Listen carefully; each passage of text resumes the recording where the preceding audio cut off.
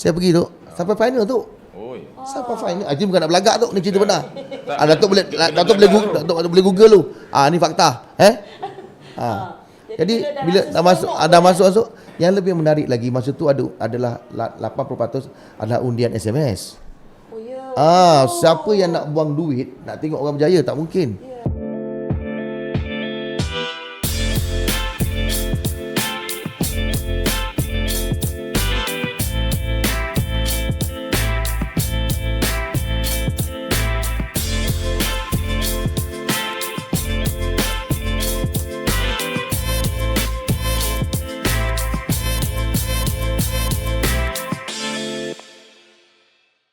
Kita bersambung semula dalam PPPM milik kita bersama dengan cerita rindu kepada Cik Rahim tadi. Apa cerita rindu Cik Rahim kalau nak ingat balik tadi?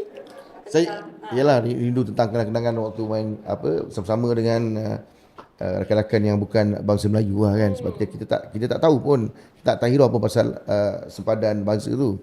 Tapi selepas tu yang selepas saya dah habis sekolah kemudian saya start bekerja. Sebelum saya terjun dalam bidang yang saya buat sekarang ni, saya dulu ada kerja satu tempat logistik tu. Bos saya adalah Datuk Michael Cina. Okay. So masa itulah saya terlibat dengan audition yang pertama saya, audition Raja Lawak tu. Tapi cuma yang menjadi dalam dilema saya adalah kalau saya pergi dan andainya saya terpilih, saya kena duduk sana selama 3 bulan. Kena duduk dalam KL lah. Bukit Jalil tu. So dia Raja Lawak tu dia kena kuarantin 3 bulan. Masuk mana duduk tak boleh keluar lah. Program Raja Lawak tu. Dia simpan itu. So saya fikir dengan kerja saya, dengan bidang baru saya ini, saya harus memilih dia kan. Sama ada saya nak tinggalkan kerja saya ataupun saya nak kejar benda yang saya tak pasti lagi ni. Cuma saya mengharapkan bahawa majikan saya akan faham saya nak minta cuti tanpa gaji. Saya nak pergi juga ni, tapi saya sayang kerja saya. Pasal tak nampak lagi masa depan saya dekat sini. Yalah. Jadi Datuk Michael tu beritahu, saya beritahu dia, saya cakap apa program ni tentang apa? Saya cakap, saya program reality show, akan keluar dekat Astro dan sebagainya, saya akan duduk sana. Kalau saya terpilih untuk audition ni, dia kata macam ni, you belum tentu dapat lagi. Dia kata, you pergi audition dulu. Then dah dapat baru kita bincang. Sebab pun dia pun yakin, saya dulu tak kelakar tu. Saya tak kelakar. Tapi tengok muka memang dah kelakar. Itu saya ada darah badut sikit. Jadi bila saya pergi audition, dapat. Sebenarnya itu pun di antara pembakar semangat. Saya dapat. Saya cakap, saya dapat. Saya terpilih. So dia kata, okey, berapa lama?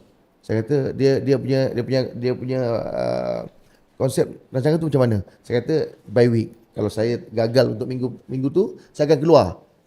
Saya nak balik kerja. Boleh. Saya rasa you paling kuat pun saya bagi 2 minggu lah. Bagi 2 minggu lah. Okey, betul lah saya kata. Saya pun tak yakin sangat program ni. Dia menyokong. Tak apa, you tak payah ambil cuti tanpa gaji. You pergi je. Saya pergi tu.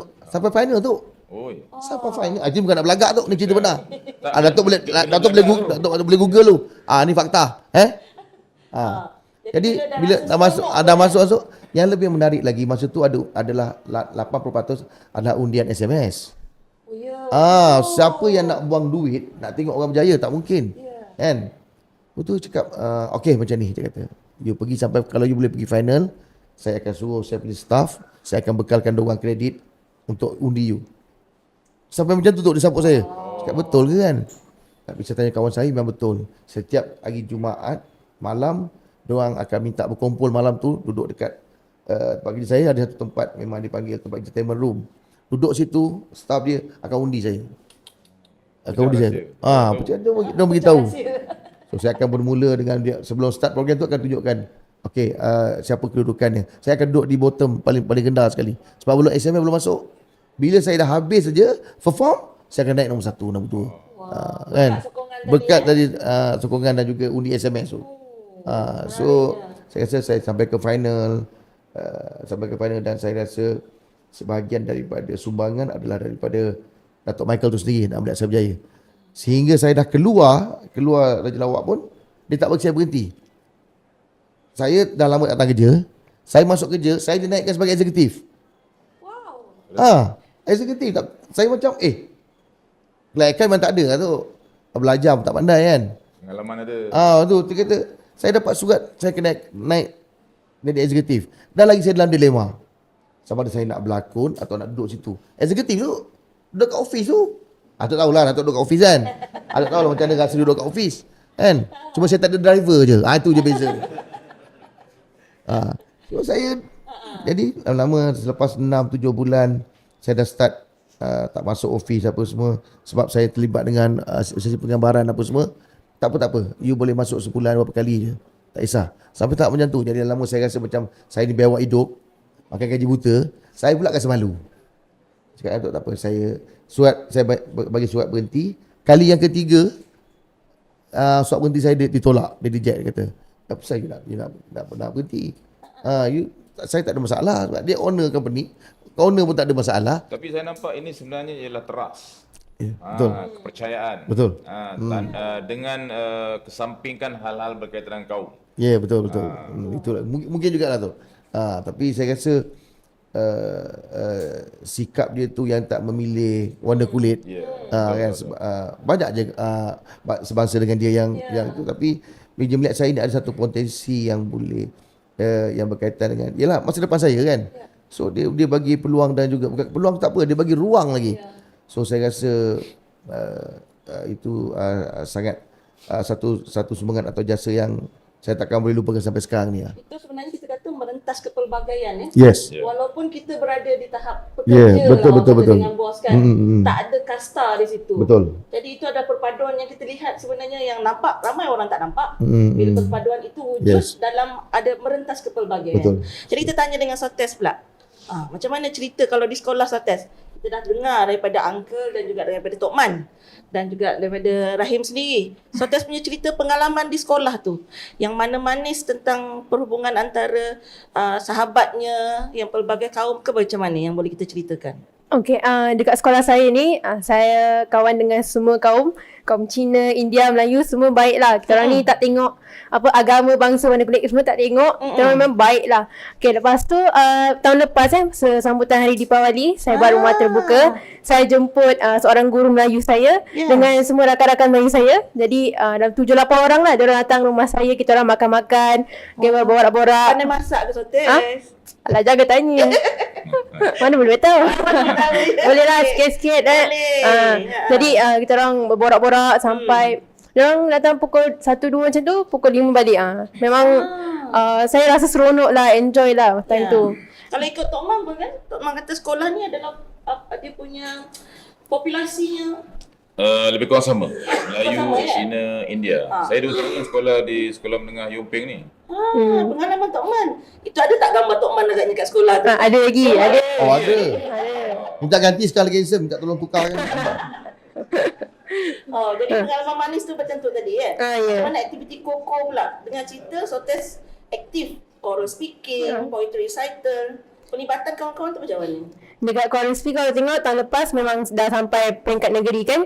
Jadi Choral Speaking memang ada kaum saya seorang India, ada seorang budak Cina dan lain semua Melayu. Jadi kita orang semua bersatu padu. Memang adalah chemistry-nya kan dalam Choral Speaking. Jadi memang kalau kita orang ada masalah apa-apa kita akan selesaikan sama-sama. Cikgu ni pun supporting, selalu bantu kami lah. Ni menarik tau. Pengalaman saya lah bila saya pergi ke sekolah-sekolah, kita ada warisan seni dan juga kebudayaan.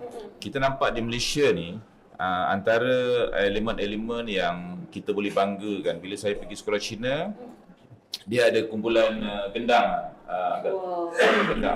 Kumpulan gendang ni selalunya didominasi oleh kaum Cina kan. Tetapi di setengah-setengah sekolah ada kaum Melayu, ada kaum India, Betul. Cina. Begitu juga tarian tarian naga kan. Sama juga. Jadi maknanya kompang pun sama. Ada saya pergi ke sekolah kebangsaan, ada peserta ahli kompang tu ada daripada kaum Cina dan juga India. So saya nampak inilah kepelbagaian yang perlu kita beri penekanan supaya anak-anak muda pada masa sekarang ini nampak bahawa ini adalah budaya Malaysia dan milik kita bersama. Dan ianya mesti bermula daripada sekolah. Betul. Dan sebenarnya perpaduan itu merentas tadi kita kata yang Datuk ceritakan ni, cerita tentang perpaduan itu melalui muzik tadi kan? Ya, muzik, alat seni, kebudayaan, malah sukan pun. Ya, sukan sebenarnya. Dan kita nak tanya pasal Uncle Kentang. Macam mana perpaduan melalui makanan? Uncle Kentang setuju ke? Saya rasa makanan memang betul lah. Kalau saya tak makan nasi lemak macam satu hari tu macam Tak boleh lah. Tak tak boleh lega. lah, tak lalu lah. Letak kentang lah. Tadi pun saya dah curi makan nasi lemak. Saya curi dekat highway tadi. Oh. Tapi saya macam ni lah. Uh-uh. Orang rumah saya tahu. Kalau saya tak ada sambal, saya tak boleh hidup. Wow. Itu antara, because saya dididik orang Jawa. Kan? Saya biar, kalau marah perkataan Jawa tu saya pandai lah. Cuba challenge boleh, no problem. Tapi masalah dia. Kabarin. Tak boleh. Kabarin waras.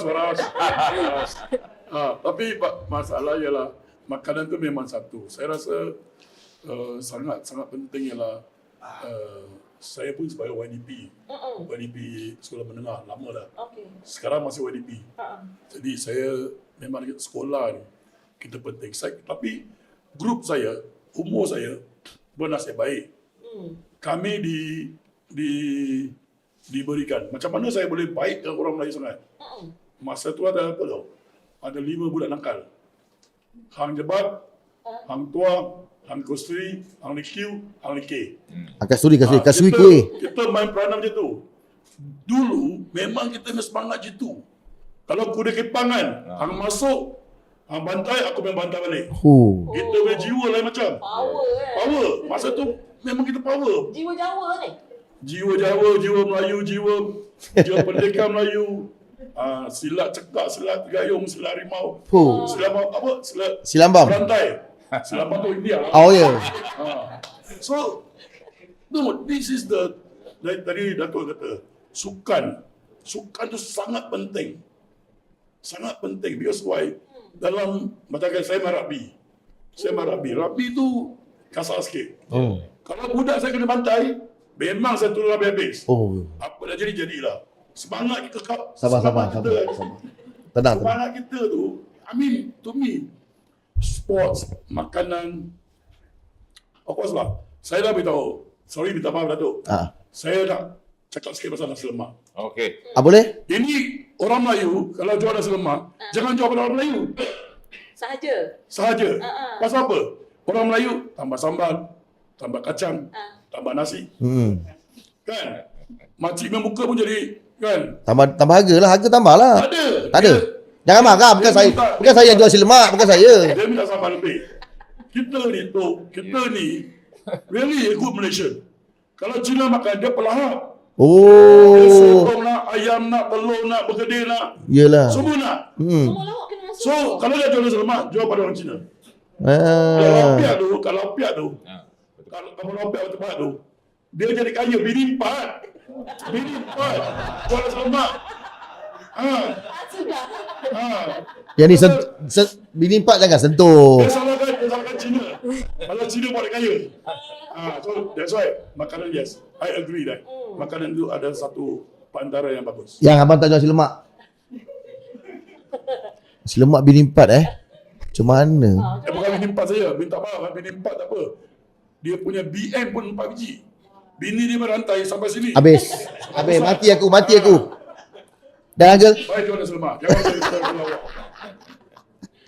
Okey, macam mana Encik Rahim sendiri? Pasal apa? Yang mana satu? Saya dah banyak cerita tadi tu. Yang mana satu? Yang 4 tadi tu. Yang rantai ke bukan? Nasi lemak. Tapi kalau soal makanan ni memang saya setuju lah. Saya pun suka makan tosai. Saya suka makan kuih bulan. Saya pun suka. Tak ada masalah. Makanan itu sebenarnya menjadikan apa sebenarnya dalam kita punya Dia menyatukan rakyat. Dia menyatukan, betul. Sekarang ni kalau saya lihat kan, kita makan segala-galanya. Betul. Kan kita makan nasi lemak, kita makan tosai, roti canai. Betul. Kalau makanan Cina, Dimsum sekarang kita makan. Semua kita makan. Kita makan. Jadi dia dah jadi makanan rakyat Malaysia yang tidak dikelompokkan kepada kaum. Ya, betul. Setuju? Kita kena rasa kadang-kadang makanan yang, of course lah, kena yang halal lah kan. Tapi ada juga sekarang tak ada masalah. Makanan Cina, makanan India yang halal pun ada. So dia tak ada masalah tentang halal tu. So bila bercerita pasal makanan sebenarnya kalau kita boleh ada sedikit waktu untuk kita luangkan untuk rehat sebentar. Jadi untuk hadirin sekalian, kita berehat sebentar. PPPM milik kita bersama.